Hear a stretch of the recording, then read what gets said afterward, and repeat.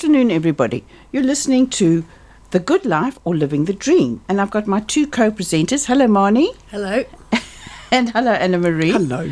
And we're kindly brought to you on Arrow Radio FM from the Wairarapa in New Zealand. And we are supported by Joe and Kelly, real estate agents of Carterton. Now, this series covers all sorts of things about living on a lifestyle block or a small holding, whichever one you want to call it. And we've gone through all sorts of different topics. But today, we're going to talk about the four-legged kind, pigs. So before we started, we did have a few little anecdotes, which we'll probably drop in just to keep the excitement going, should we say, girls? Okay, so first of all, have either of you kept pigs? Yes, I've just gone into it about 2 years ago. We started having pigs. Oh, you have got pigs, Anne-Marie? Yes, well, okay. the little piggies we have now, sweet and sour, were our last ones, are in the freezer. Very enjoyable they are too. And before that we had pork chop and crackling. Oh, I love the name. So we did find that if you call your animals Princess and Buttercup, they're not ending up on the freezer. That isn't going to end well. So because I love pigs, I really, really like them. To me, they've got beautiful personalities and they're just gorgeous. I even love the way they smell, which is a bit odd. So I would find it really, really difficult to actually, kill a pet and pop it in the freezer and then eat it. Never name. It's like people name pet lambs and then they don't want to eat them and the lamb gets very big. And pigs, I do have a friend or a person I know who kept a pig until it got full size, which is no joke. They're quite big. They are big. My sister's got one the size of a small car. Yes. They're absolutely enormous, and they can get, big tusks sometimes, big full-grown males can get a bit aggressive. But every day when I went down to feed my little piggies, I would, because it's quite a lot of effort feeding little piggies, and I'd go down and go, ooh, yum, yum, yum, yum, yum, and I'd call them by name and sweet and sour or pork chop, and I'd squeeze their little bottoms and go, oh, goodness me, aren't you getting tasty, yum, yum, yum. Getting nice and fat, because it was to get in my head that they were actually, this was going to. Because I think behind this program too is self-sufficiency. Yes. Yeah. This is not pets, and then you might as well stay in the city and have your cat and your dog and your llama and your donkey and your llama and donkey. So you had two at a time. Yes, we do. Now one of the a friend told me, he said, very important to have two pigs at a time. Don't just have one, because they're very social, really social animals. They'll get quite lonely, and also there's another thing is they grow a lot faster because at night they keep each other warm. So they sleep together side by side and they keep each other warm. And that if you've only got one, then you're not going to have the same kind of heat ratios as you will if you've got two. I think they're a lot less destructive when you've got a pair as well, because one on its own gets bored. Yeah, really bored. Pigs are smart. Yes, and they do have quite a low boredom threshold. So if you've got two together, at least they've got each other. But if you've got one on its own, then all it's got is destroying the fences and taking chunks out of things. Yes. So did you get them like the same sex, or did?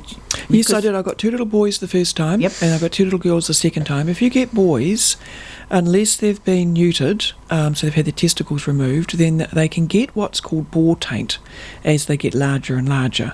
So if they get up over about 75 to 100 kilos and like live weight, then they can start to kind of produce, they start to mature and they get a little bit kind of interested in the ladies, and that kind of hormonal thing will actually taint the meat a little bit. I was going to say that's to do with the meat eventually. Yeah, that's to do with the meat. It happens across all stock, actually. You get the same thing with sheep, and you can get the same thing with beef as well, where you get that testosterone taint to the meat. And I mean, personally, with sheep, it doesn't worry me too much, but I know people who cannot eat ram meat because they can smell the taint on it. We used to make them with sausages. So guys out there, you're very lucky you're not you're not a four-footed animal. True. So I did read that somewhere, have the same sex, because otherwise you get all that. And then we also saying make them neutered. Yes, If you have how girls, old were they when you got them? They must have been about somewhere between 12 and 16 weeks. Okay. So they're only little. So they were quite old then. Yeah, they were. Yeah, they'd just been weaned off their mother. And so they're about probably about a foot long. Oh, they're still quite tiny little things. Yeah, they're still quite tiny. Those things that everyone gets all goo about. Oh, they are sweet. They're lovely. Yes. They're not really, realising really, how big they're but going to they can squeeze through gaps quite quickly. But it's if you're raising them yourself, it's better to do them over summer. So you buy them. I mean, the way that I do them, I sort of because we're raising them for meat, we like to finish them on chestnuts and acorns. Yes. Some of the best pork in the world comes from Europe, where they finish their pigs off in autumn in big chestnut and acorn orchards. Yes. Oak, sorry. You're from oaks, yes. From oaks, yes. They have these huge big not orchards, but forests, and they just let the pigs go in that, and then they eat all the chestnuts and the acorns. So we get our chestnuts and acorns from the Carlton Cemetery and helping clean that up. So it's like a dual process there. Oh, good. Bring all the leaves good home. Recycling. And, it's a recycling thing. Well, otherwise they're just burning them, so, it's a good thing. And they will eat quite like a potato bag of acorns and chestnuts a day. So, potato bag's about like a 10 kg And there. that's two of them. That's two of them. Yep. Guts, aren't they? But first of all, you start them on peas. So this is what I do. My sister's raised pigs for quite a long time, and she advised me. She said they need a lot of protein to grow. You can't just feed them on cabbages and carrots and things. You've got to actually feed them on things. So you get dried peas, and then you soak them overnight, and you give them a bucket a day or twice a day, or depending. It gets bigger and bigger, the amount that you feed them, as they get larger and larger, because they need more food. And then we finish them off in the last month on chestnuts and acorns. Because you can get pig nuts, like my pigs hated expensive way to go, though. Sorry? It's a really expensive way to go. Okay, so the peas are actually cheaper. You can buy them in bulk. You buy them in bulk. Yep. You have to soak them. You've got to soak them overnight. The ones we have in the Wairarapa at the moment, because we have the pea weevil, they're all crushed. You used to get whole peas, and they would just swell up like whole peas. But now you get these And that's sold as feed. That's sold as feed. Okay. Yeah, you can, and in the Wairarapa you can buy it seeds and feeds. Seeds and cereals. Seeds and cereals. Seeds and cereals. Fantastic. Yeah. Okay. Yeah, you just buy a bulk bag of pig peas. Big They're just called pig peas. Oh, they're called pig peas. Yeah. Okay. Pig peas, you see, you're teaching me a lot. Yeah. Because as I said earlier on, my brother-in-law had pigs. This was in South Africa, and as we said earlier, it was not health and safety story. He used to go to the biscuit factory and get all the crushed the biscuits that are broken and stuff. So there was bran in it, and there was malt and sugar and all the rest of it. He had a friend who had sort of designed the feed, so it wasn't just odd. And then he used, as I was telling you, eggs that had not hatched in the hatchery, and so they would break them up and make scrambled eggs. So these pigs plus greens. Now apparently that's actually quite important. They need about 10 to 15% of their diet to be green. So it's either silver beet, or it's cabbages, or it's grass. I pick quite a bit of grass from my pigs and put it in the thing. They really like. They'll leave their pig peas and their chestnuts and their acorns to come and eat the grass. Oh, that's they actually really like. And if you let your pigs out, they just go berserk through your paddocks, and it's like a giant rotary hoe just roaring along, because they're after the protein, they're after the worms and the grubs in the soil, and that's what they're actually looking for. So that's why they need that protein. Okay. If you feed them a high diet of carbohydrate, like sandwiches from a shop or biscuits and things, you end up with a lot of fat on your pig. So you're trying to get that protein. Same as humans, yes. Stay off the cake. So that's why you're feeding them the peas, is to get that protein. Because yes, they are omnivores, but you've got to be very careful feeding them meat. There's quite strict legislation around feeding pigs, especially if you get food from schools or things. You have to cook everything. Yep. If you're feeding them dead animals that you're picking up off the side of the road, if you're feeding them dead lambs or chickens, Margie's looking horrified. And I'm just thinking, my vision is this hairy thing being cooked up, but you have to skin the animal, don't you? No, you can just chuck it in. Just chuck it in. Pigs eat, they'll chop the bones, the hair, everything. They will pretty much eat anything. When I first came to New Zealand, I worked for a little while on a farm down the South Island that was a sheep farm, basically. And they had a pig, an enormous kunikuni. And she just wandered around the place. It was like her little empire. But when it came round to lambing, they had to lock her up. Oh, yes. Otherwise, she'd be out in the paddock, she'd be watching the ewes, and when the ewes started dropping the lambs, she'd swoop in behind them and scoop the new lambs up before the sheep could turn around. Yep.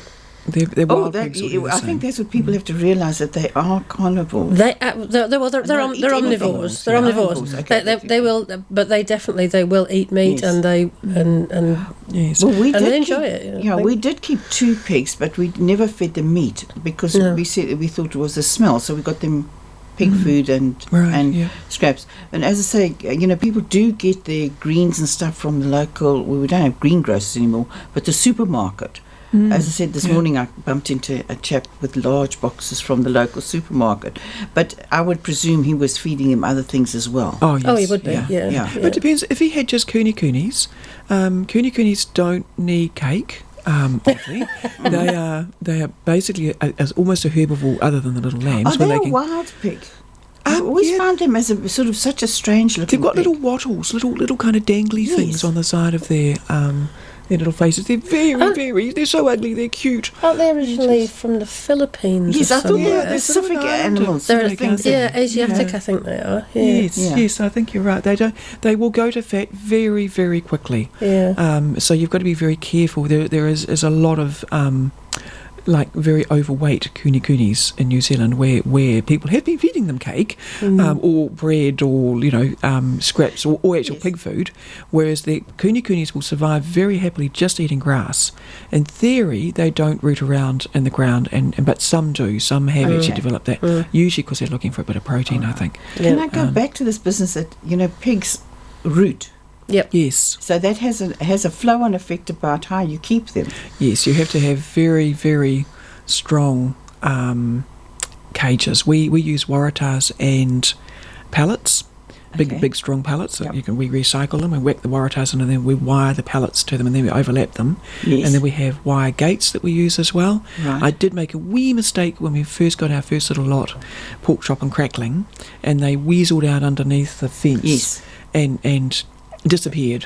And I was mortified because the neighbours had a brand new lawn, and I thought, And did you find them? I did. Another neighbour down the road, because I went right around the whole neighbourhood. I met lots of lovely people, actually. Have you seen my little piggies? And they, a friend who he had a giant coonie in his back garden. Yeah. And he said they haven't gone far. You just haven't looked in the right direction.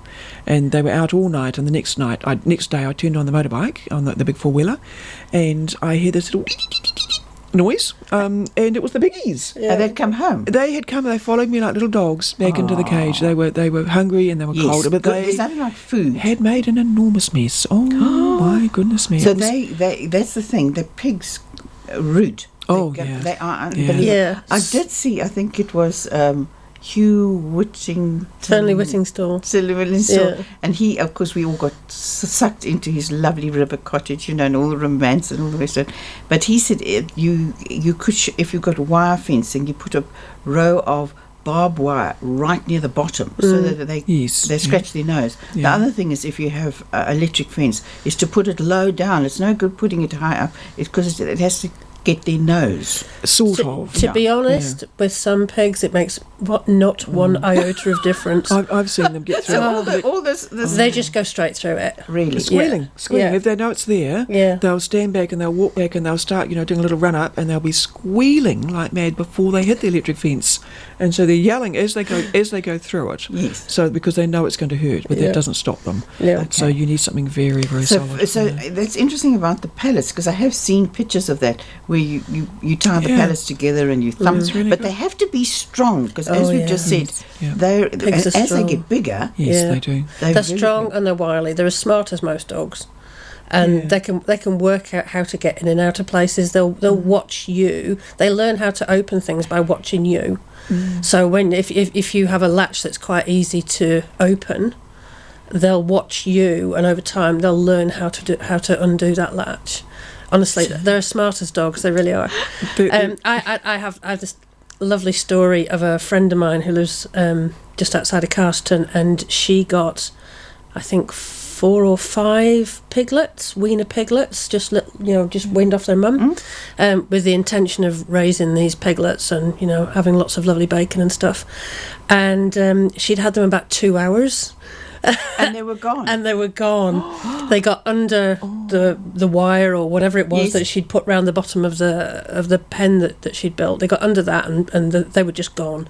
So her and her husband were out looking for these pigs. They went round all the neighbours, couldn't find them anywhere. Coincidentally, I was talking to a friend of mine who lives about half a mile away. A couple of days later, he said, I was standing in my kitchen and she saw and I looked out, and there was this pig running across the lawn. I said, I know whose that was. Did she get them back? No. Really? No. So these are the wild these things just ran for the hills. They just ran for the hills, apparently, these pigs. Because people do go pig hunting, and I've often wondered, are they escaped pigs or are they, kunini, or what are they? Yeah. Well, combination of all of the above, because they're what they call the captain cookers, the original wild pigs, the pigs that were released out or escaped out into the mountains, into the hills, that were a food supply for settlers. And for Maori as well, eventually. And they've just spread all over New Zealand now. They're up in the hills. Hunting. Yeah, they do. Yeah. They do. A few years ago, there was we had a ferocious drought in the south of the North Island, and over the hill, over in the Hutt Valley, of course, that's surrounded by hills and bush on both sides of the Central Valley. People were waking up in the suburbs, opening their curtains in their bedrooms, looking down and seeing pigs on the lawn. Really? The pigs were so hungry. They'd come down for water and for food. They'd come down out of the hills and were actually wandering around the suburbs. Goodness. These enormous, big, black, hairy pigs all over the place. Captain Cook is he's a lot to answer for, Captain Cook. But, people do keep pigs, because we were in America, in Santa Monica, which is really upmarket, and we were staying in this little place. We used to go down to the drag, which had all the lovely little coffee shops and everything, and we saw a man with a pig, and he was on a lead, and this pig walked past. No one blinked an eye. I nearly fell over. I took photographs. I thought, I've never seen a pig in a built-up area, but I think it was a small one, not realising how big they get. Oh, is it one of these micro pigs things? Well, it might have been. They call them little... They're teacup pigs. Oh, maybe. No, it looked quite big. I must look at the photograph again, because it was big now. It went up to his knee, so it was a reasonable size. So not a micro pig then? No, it wasn't a micro pig. Is there anything called a micro pig, or is it just a baby pig? Yeah, there is. There's. I actually don't know if it's a real thing or not, but apparently you can get this thing called a teacup pig or a micro pig, which is just like a regular pig, but it's very, very small and stays small. Maybe it's a midget. So it's like having a terrier dog or something. It's a midget. Yeah, I just don't know that there are shelters for the teacup pig phenomenon, where lots of people in America, it was really popular to have the pig on the lead until it got really big and bit you on the back of the leg, and then so. Because it's like a lot of these little people, they get quite excited about the idea of having this little pig, because they are really, really, really cute. They are. But then they get really, really, really big, and they become a little bit pushy, because you haven't really... strong. They are. Well, there's no, you don't need a boundary with a tiny little pig, but when a pig's like 100 kilos, you need some serious boundaries. We did a lot of anecdotes, but I have to tell this story, because my sister and I talk about this, and it obviously impressed a lot on her brain, about pigs. And one day they stayed on the farm, and they had these pigs, and they had these town people, actually they were Swiss, who were very, upmarket and sort of nice, all sitting having a Sunday lunch. And the one lady turned around and she says, "There's a pig just gone down the passageway." And they all went, "Oh, no, absolutely not." They got up, yes, the pig had escaped, a big sow, and couldn't turn. So they had to lead it through to a bigger room, turn it around, and get it out. And then they came back and all had a second glass of wine. This is quite normal to have a pig in the lounge. I mean, in the thing. Well, they're quite easy to have in your house, apparently. There are, because I belong to two pig groups on Facebook. I belong to the New Zealand pig owners and the New Zealand kuni owners. Oh, okay. Now, they're two very different pages. Every now and then, one of the people strays onto the wrong page and puts a photo of little Buttercup with a little bow and her hair sleeping on their pillow. And everyone goes crazy. Well, the pig owners are busy New Zealand pig owners are busy suggesting recipes. And if the kuni on the kuni page, if people are somebody accidentally from the pig owners strays onto there and starts talking about recipes for their little kunis, they get very politely suggested they might be on the wrong page, which is yes. So it doesn't. One has them inside, sleeping in their bed, and one has them inside but on the plate. Yes, now that's interesting, because Marnie, you were just saying they're intelligent like a dog, so people do react to them much more than having a lamb sleeping on your bed. It's were they trainable too? I don't know. I think it depends, because it's really easy to anthropomorphise. You think it's think of them like a person. Yeah. But you can do that with pretty much any animal, particularly if you've got something that's bottle-fed, a bottle-fed lamb, or possibly not a calf, but anything that's kind of small and cute and house trainable. And house trainable. Yeah, I mean, people have rabbits living indoors now, and all these other things, and it's really, really easy to think of them. They do become a pet, and to think of them in that more human sort of way. I think. I mean, we've all seen cats dressed up in costumes on the internet and stuff. Actually, we go a lot to America because our one son lives there. In the one place, I think it was in Boston, there's a whole shop with dresses and clothing for pets, which I did find. Okay. There's a lot of disposable income there, obviously. Wow. But getting back to our for those people who are listening to this on the radio, I'm rolling my eyes right now. Well, we can see you on TV, but yes. But what sort of breeds do smallholders have here in New Zealand? We tend not to have large white, or as I used to call them accidentally, great white, which was like giant like shark. A shark, yes, we don't want that. You go. Mainly because they are a commercial pig. They have quite high heat requirements. So in their actual commercial piggeries, they will have heating underfloor. Yes. So they've been specially bred to be inside. Now, some people do have large whites outside, but there are a few issues with that, and that you need to have them quite warm. They also get very, very big, your large white, and they can get sunburnt as well. Yes, so that's the other thing. We'll talk about that shelter. But there's quite a lot of like dark skinned pigs. Oh, that's the other thing with the large white. If you want to, when you eat your piggy, if you scrape all the hair off, if you scald it and then scrape all the hair off, then you can have the crackling on the pork as well. Now you can do that with a dark skinned pig, but some people don't like the look of the skin, so it just depends. We have saddleback as the piggy that we got, mainly because I thought they were really pretty. And then our last lot were saddleback, Duroc and large white cross. And they did get very big very quickly because of that saddleback. But they also then taste really nice because of they get really big because of the large white, and then they taste really nice because of the saddleback. So how long does it take for a pig to get to edibles? If you do it over summer, because they grow faster over summer because they're warmer. In winter, they use a lot of heat. They use a lot of energy staying warm, so they don't grow as quick. Depends what you want to do with them as well. It does, yeah. So I tend to get mine in January, and then I would eat them at the end of the acorns, which would be probably April, June. Just going into June. So it's late, but you get yours already a good few weeks old. Yeah, I do. Yeah. So you can eat them 6 or 7, 8 months. Okay. Coonies. They would need to grow for about almost a year before they were actually big enough to. But now, I saw Marnie saying it depends on what you want them for, because it's different types of meat. Yes. What you want to do with it. If you're going to eat them as pork, then you want to eat them a bit younger, sort of 6, 7 months maybe. Okay. But if you're going to keep them as bacon, then because you're going to be processing the meat, then leave them for a bit longer, let them get a bit bigger. Okay. It's so it's not a very long period. No, it's not. They grow really, really fast. Yeah, they do. If you're feeding them the right amounts of food, if you're feeding them the protein and things, then they grow really, really fast. Right. I mean, did we talk enough about the boiling meat and things? Like you mustn't feed them raw meat. That's what you did say. So the feed we went through and saying you buy in the Wairarapa is peas.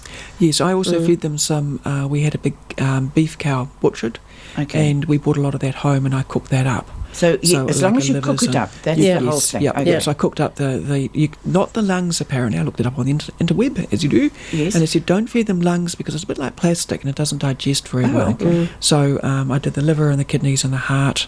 All those things that people don't always eat. Yeah, that's right. Yeah. Not the odd head and so on.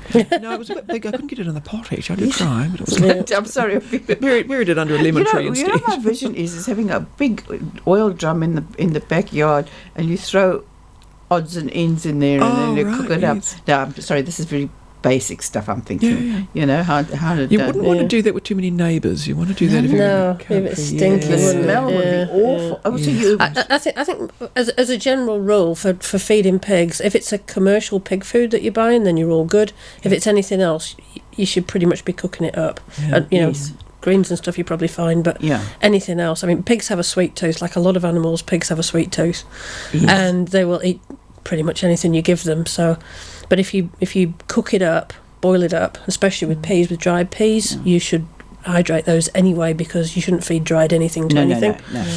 And then you should be pretty safe. You didn't cook the peas; we just soaked them overnight. You just soak them. You just got to hydrate them. If you cook them, then they hydrate faster because it's in boiling water. But if you just soak them overnight, you just don't feed anything dried, because it expands in the stomach and kills them. Yes. And it's dusty as well because they're breathing in the dust. Do they have to be inoculated or anything? We didn't. Some do. On some of these pages, they do recommend that you inoculate for quite a few different pig diseases. All right. If you had sort of a semi-commercial operation where you had a lot of pigs coming through, then you might probably do that. Yes, we certainly haven't had any problems. So for a smallholder, where would they go to buy a pig? It was on, where did I find mine? Trade Me? Oh, Trade Me. Trade Me. Do they sell them at the local sales? Local sales, they have them. But it's quite good to know where they come from. Yes. Often people, when they're selling their pigs, they'll come and look at you. We have, I know it's really weird. But it was nice. Checking on you. No, there was a reason for that. Yeah. Some people use pigs to train, little piglets to train their hunting dogs. And so when they come in, so we had the first people we bought our pigs off, they insisted on delivering. And I thought, that's really nice, how sweet. And they came down the drive and they hopped out, and the husband and wife said to each other, well, we like this place. Okay. And we showed them the little pig house that we had, which was lovely and warm, and it had hay in it, and it was really secure. And they looked and they said, no, as we came down the drive, we knew you were fine. And I said, what wasn't going to be fine? And they said, if you had a big row of pig dogs and nowhere for the piggy to live. So what do they do? Set the pig out and then train the dog to go and get it? Yeah, that's right. That's really fun.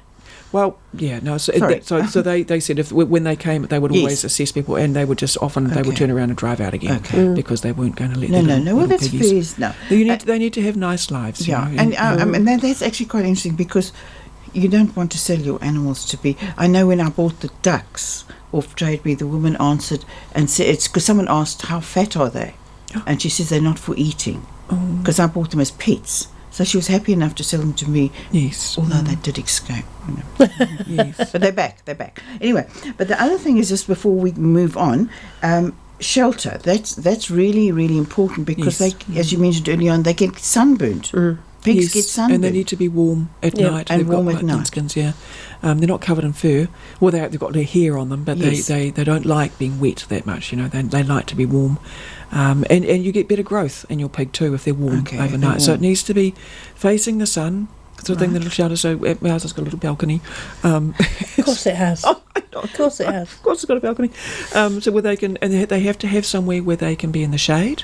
So we have ours, shade is important. But also in the sun if they want to warm up, so they can sleep in the afternoon in the sun, and then they can be under the tree. Sounds like me. I know. It's ideal. I want to move in. It sounds idyllic. It really does. Little veranda. And I know. Yeah, I'm going to sell my house and move into your pigsty. I like my animals to have a very nice life before I shoot them in the head, in a loving way, and put them in the freezer.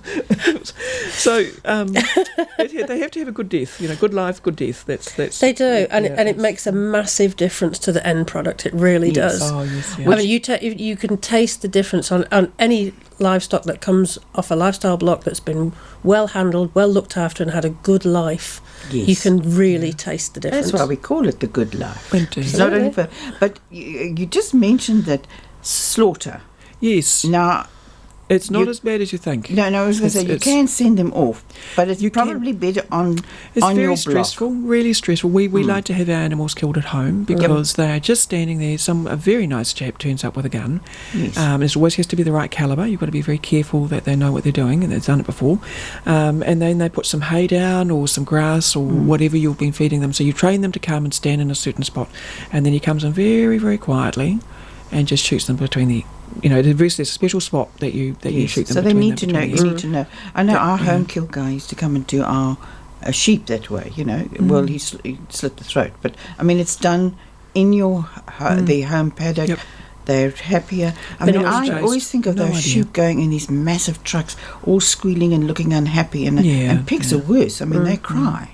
Yeah, you don't really. No, I couldn't cope with sending them away like that. No. But we've got a lovely young man around the road who's got his own butchery. Yes, and he does a bit of home kill, and that works really well. Yeah. And does he prepare the meats for you? Yes, he does. Yeah. So he'll make you the ham and the. And we don't do ham, mainly because I can't cope with the nitrates. But we just do pork. Okay. So he just cuts it all up into the pork thingies for me. We haven't got around to scalding them and taking the hair off. Yes. That's our next set of piggies. We'll look at doing that because I like crackling. Crackling's lovely. Yes, it is. Best bit. Well, we've got a home kill chap who we got a pig through a friend. Then he made the ham and did the hocks and all that sort of stuff, which is great. You get an amazing amount.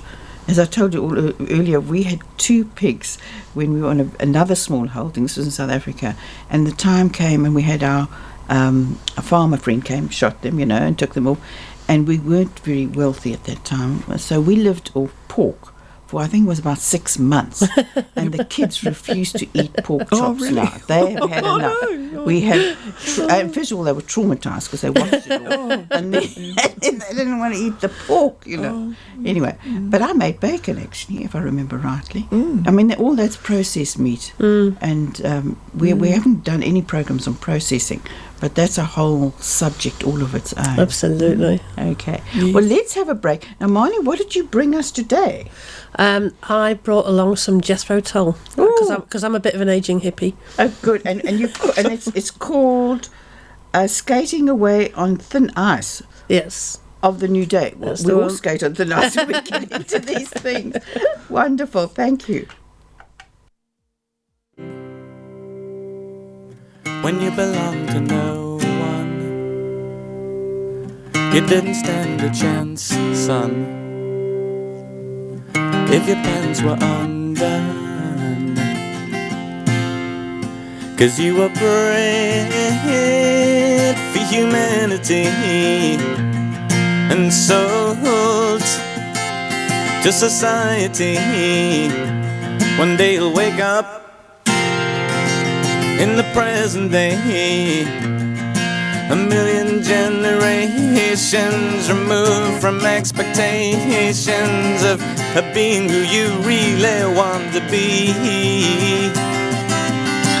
Skating away, skating away, skating away on the thin ice of the new day.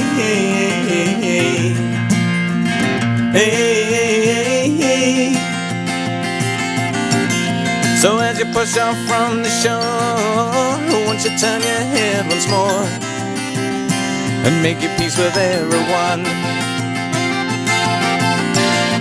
For those who choose to stay, who will live just one more day to do the things they should have done. And as you cross the wilderness, suspending in your emptiness, you feel you have to pray,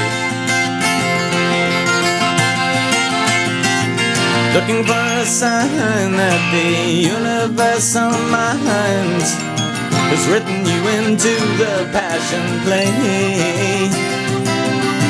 Skating away, skating away, skating away on the thin ice of the new day.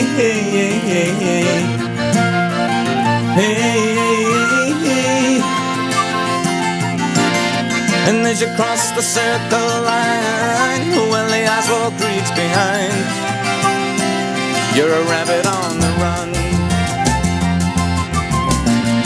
and the silver splendors fly in the corner of your eye, shining in the setting sun. Well, do you ever get the feeling that the story's too damn real and in the present tense?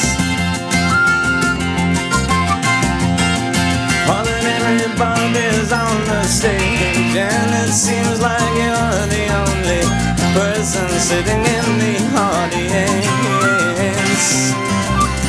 Skating away,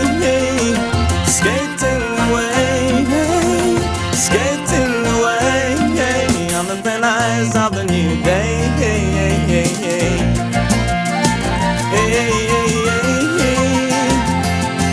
Skating away, skating away, skating away.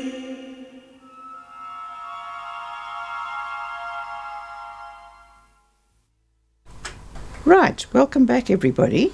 We're now into our second half. I did just ask, keeping them in a urban area. You have to need to ask your. I think I'd ask the council. I'd ask the animal control chappie. And they might come out and look at your section and advise as to whether you've got enough space. You'd have to be very careful with excess food, because it can start to smell if you feed them too much, and it goes to waste, and then you end up with a rat problem, and then you end up with food is always an issue, isn't it? Pigs can get a bit pongy. You've got to be quite careful with what you do with them. Little coonies are ideal because they just eat grass. So there's no excess, like you're not feeding them milk, you're not feeding them. That's the other thing. What you feed your pigs, well, this is the only animal that does this. What you feed your pigs is what they taste like, which is why we feed them the acorns and the chestnuts, because then they get this beautiful nutty flavour.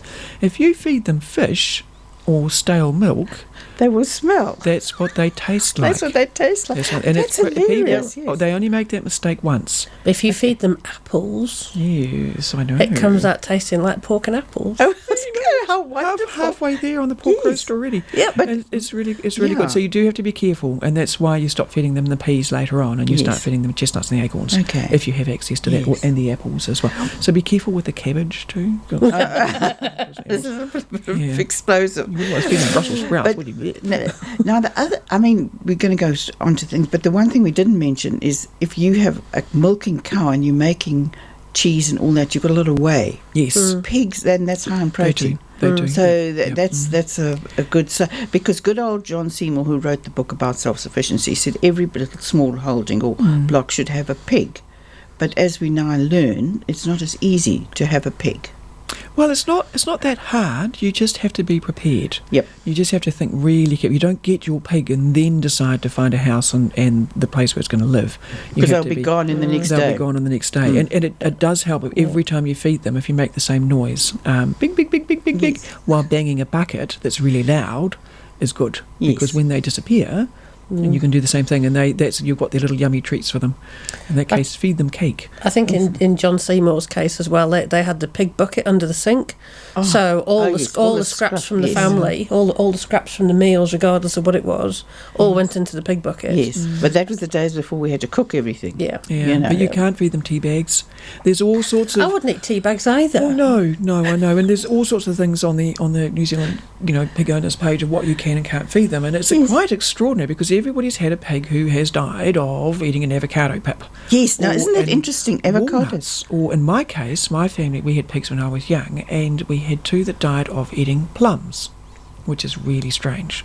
And what they did was they ate the plums and they crunched up the kernels and they cut their stomachs open. I was going to say, yes, sure. But other people's pigs happily eat plums. So there's a lot of urban myth about what you can and can't feed apparently they don't like citrus either. No, nothing like citrus. Nobody likes citrus. Not even your worm farm likes citrus. I know. My Mrs. Ratty in the compost bin, she won't even eat the citrus.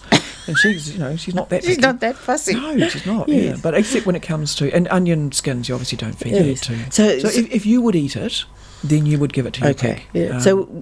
Also big advice is go and check out on your various websites what they can eat and look at New Zealand because that's more important.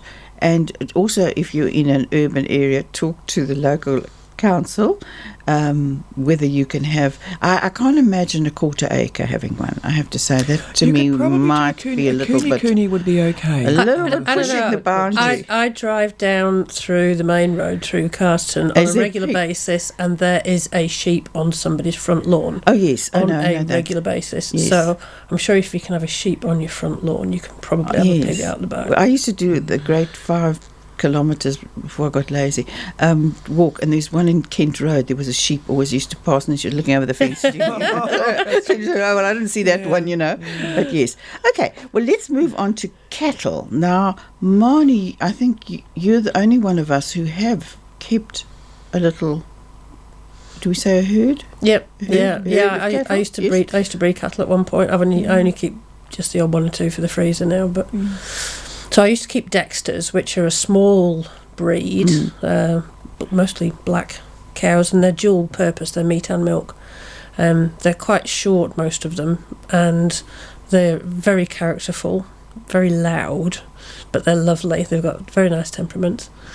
And I used to breed those, and the calves are incredibly cute because they're so very small. They're like dogs, really, running around the paddock.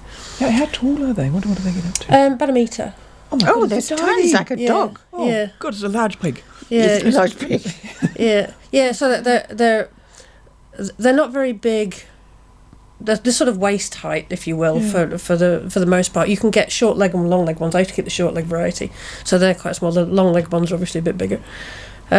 And they're just really nice. They've got nice personalities. The most of them, not all cows have nice personalities, but Dexters tend to.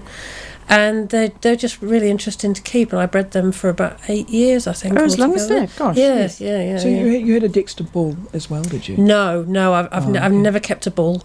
I used to send my girls off, so I'd put them up the loading ramp and get them into a truck and send them off on a nice little holiday. I was going to say, this is the honeymoon holiday. Yeah. So they go away for about 7 weeks to go and visit a boyfriend, and then they come back, and hopefully 9 months later a little calf would pop out. Okay. So they are 9 months gestation? Yes. Like a human? Yeah. Okay. Yes. So you weren't tempted to use AI? I did try that one time round with very little success, which was probably a combination of it only being a couple of cows and timing and a whole bunch of other factors that you have to think about when you're doing that kind of thing, because cows cycle every month, so you can put them to the bull once a month all through the year pretty much. Oh, wow. They don't have a season like sheep do, but I think some seasons are probably going to be more productive than others, and I think it depends as well on the age of the cow and how she's feeling on the day, and a whole bunch of other statistics. It sounds really human, doesn't it? They are very like that, and hopefully 9 months later you so they were both for. You didn't milk them though. You didn't have one for milking. Or? No, I didn't. No. Okay, so you just had So what other kind of breeds do people have? On a small holding? All sorts of things. All sorts of things. Another really popular one for small blocks is the red pole. They're another dual purpose, another heritage breed. They're nice. They're this beautiful golden red colour. They're absolutely lovely, and they're quite sweet natured as well. Are they big or small? Are they short? They're smaller than your average commercial breed. Again, a bit smaller than that. Most of the stuff that you're going to get from the sales, for example, are going to be the byblows from the dairy trade. So you'll get Frisian or Frisian cross or Frisian Angus cross, Frisian Hereford cross, which can get quite big, especially if it's well thrown to the Frisian side. Yeah, they will get quite big. I had a couple that I bought from the sales when I think I'd only been there before I started breeding the Dexters. I'd only been on my place for a couple of years, and I bought a couple of steers from the sales, and they were Frisians, and they came out huge. So how long did you keep it before you sort of shot them? 2 years. I usually keep them up to 2 years. Okay. But by that stage, they're huge. Yeah. Well, they're pretty big at a year old, but by the time they got to 2 years old, and one of them in particular was very friendly. So he when you walked into the paddock, he'd come up to you in the paddock, he'd put his head down and press his forehead against the side of your hip so you could scratch behind his ear. And if you didn't scratch behind his ear for him, he'd just push you over. Probably a ton. So did you just keep them in the pasture? Was it extra feed or...? During the summer, because the grass dries off. Where I used to live out east, the grass dries off usually about middle of December, back end of December. Okay. So you've got about 3 months there where there's pretty much no grass around, not every summer, but most summers. So I used to cut hay and small bales of baleage. All right. So where did you get your Dexters originally from? I got them from a lady who breeds Dexters. Okay, so you went to a breeder to get them. Dexters are, I think they're a rare breed. I think they're still a rare breed. They're not a commercial breed, anyway. But there are a number of breeders up and down the country who breed Dexters and sell them on, and people show them and all sorts of things. It all gets quite serious. I never got into any of that stuff. I just really liked them as a breed. And that was for meat? Yes. Basically. Yeah. Okay. Did you try milking them for cheese and things? Now, one of the bad things about short-legged Dexters is that udders are really close to the ground. It's like a sheep. It would. Like yes. You pretty much, you'd have to do, you know what you do with goats, where you have them on they go up onto a platform and then a little ramp. Yeah, you'd have to do that really, because I mean, one of them in particular, called Buttercup, oddly enough, Butty was so short when just before she calved. The udders get very, very big just before they calve. Dragged on the ground. It was like a suitcase, and it dragged on the ground as she walked along. Yeah, so she did. So she used to just, the last sort of 3 or 4 weeks before she actually calved, she'd spend a lot of time sitting down. Shame. I can feel for her. But she was lovely, and she was a great mum. She really was. I had her for quite a few years, and she had quite a few calves. She was lovely. Yes. Now, Anna Marie, did you ever have I come from a sheep and beef farm. Oh, you did? Yes, and so my dad would raise bulls, which are very dangerous. My dad had a lot of testosterone, so he would always manage the bulls quite happily. But bulls are pretty scary. Everybody's got a bull story. Yes. We had a neighbour who she had some little cattle, and they were being serviced by the Jersey bull from down a dairy farm down the road. And Jersey bulls are notorious. They're not big, they're not like a Frisian bull, but they are pretty stroppy. Anyway, she rings me up one day and she goes, quick, get your son, who's only little at the time, and bring a broom, she said, and get on the motorbike and come up. And I said, what's happened? He said, the bull's got out and he's rampaging around on the road. Oh, right. I thought, okay. And she said, we're going to try and get it back in the paddock. I'm taking some hay down, and Richard's got the broom. And I'm thinking, what's the broom going to do? Well, that's what I was wondering too. So I decided not to do the sweep broom, up afterwards. But I thought, we'll go down in the car. We'll see how this plays out. So popped down under the car seat, rolled off down there, and I saw this bull that was just going absolutely berserk. And I said, actually, no, this is really dangerous. It's on the road, and it's just charging us. Not that comfortable. I'm going to go back and ring the dairy farmer from up the road. He can come down with his dogs and sort it out. And so he was very comfortable with bulls, and he came down, and it charged his bike, it charged the bulls, the dogs and things. It was really a big menace, and we managed to get it back into a paddock and left it there for the owner to come back from his fishing trip. But you have to be very, very careful. They will get you down on the ground. They will kill you very quickly. That's right. I mean, this is the whole thing there. This is the health and safety in another way. Yeah. They're aggressive, and anything over about 4 years, they don't, because they have, dairy farms have what they call a cover bull.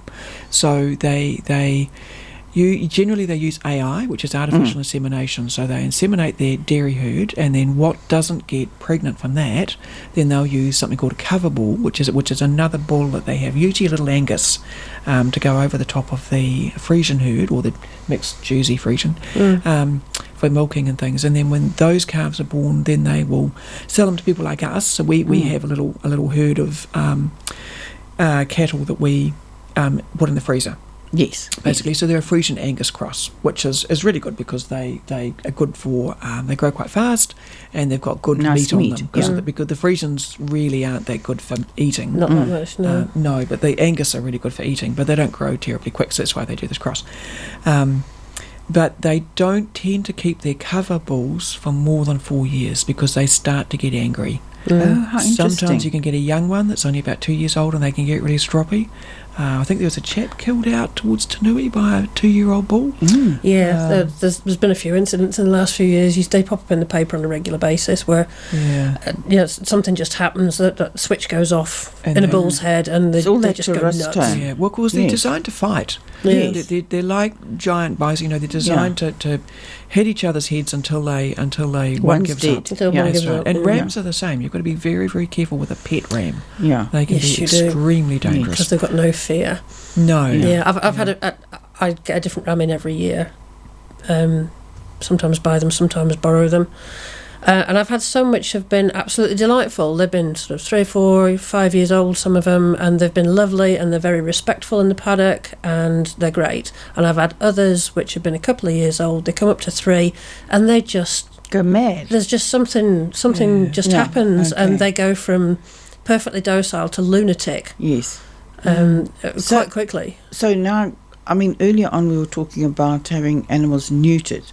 The ones that you raised for meat and they are male, do you have them castrated? So as a general rule, and I'm sorry about this, blokes, but as a general rule, I love this program. At my house, we keep the girls and we eat the boys. Okay. Oh no. So that means all the boys are castrated at the earliest opportunity. Yes, and does that keep them more docile then? You'd think so. You'd like to think so, but actually, when I stopped breeding the Dexters, I started buying in weaner calves, so I'd buy a couple in each year and just raise those for the freezer because I wasn't breeding cows anymore. Were they Angus Friesians or were they? Just whatever was around, really. Right, okay, usually white face, so there'd be a Hereford cross or something like that. And I the first couple of years I did that, I had steers, but I had a couple of close calls with these steers because the same thing happened. That some of them, they get to about 18 months, some sort of weird switch goes off in the head and they become lethal. They become dangerous. Teenagers. Yeah, they're really hard on the fences. So that they'd have a go at the fences. They'd be trying to push the fences over any trees. They'd rip trees out. One of them had a go at me, and it was a pretty bloody close run thing. I got over that fence fast, I'll tell you. Yes. It's amazing how nimble one can be. It is incredible how fast you can get over a fence when you have to. Yeah. And I just went straight back into the house, phoned the home kill guy and said, come and get him. Yes, he's had it. Yeah. The home kill guy. Yeah. The home kill guy turned up just a few days later, actually. And this stupid steer had a go at him in the paddock. Oh. Well, that wasn't a good idea. No, it wasn't. But he got dropped finished him right off there. I was going to say. So, all right, so we can get our calves from either breeders, if we're going to have a specific kind, or we can get them from the sales. From the sales, yeah. A good old Clearville. Yeah. And most of us were probably breeding them for meat. There's a really important difference between feeder calves and weaner calves. Oh, what is the difference? Because I didn't know that. Okay, so feeder calves are usually 4 days old. Right, yep. Okay. So they are usually byproducts of the dairy industry, and it's a way of dairy farmers being able to sell those calves that they don't want. So either it's the wrong cross, it's been one of the follow-up calves perhaps, so they take them down to the sales and sell them on to people like me. Yeah. Those 4-day-old calves are usually relatively cheap. You can pick one up for $40 or $50 perhaps. Oh, wow. But then you've got to feed them. But then you've got to feed that, and you've got to feed milk to that calf. Yes. And that's going to cost you $250. Yeah. To do that. So what age are they when? Because we buy the weaner calves from our neighbour. So weaners are normally 10 to 12 weeks. So it costs you $250 of milk powder to get them to 10 to 12 weeks. So that's not bad, because we buy our calves for $500 each. Yeah. When we buy our weaners. So if you're going to buy a calf that's $40 or $50, it's going to be a Jersey cross, which is useless commercially. So no commercial butcher is going to want to buy that from you because they're what's called a yellow fat breed. It's not they're tasty though. Not commercially, very tasty, but not commercially desirable. So so you buy them for cheaper. If you want something like a nice Murray Grey or a Hereford or an Angus, then you're going to pay a bit more. Yeah, so you're getting up the 100 and some odd. So you're probably, by the time you get to weaner, you're probably up at about the $400 mark. Yes, I think this is the whole thing. They're actually quite expensive. They're a lot of work. But you get a lot of and they are a lot of work. And you've got to feed this thing 3 times a day. Yep. You know, so that's $400 without factoring your time into it.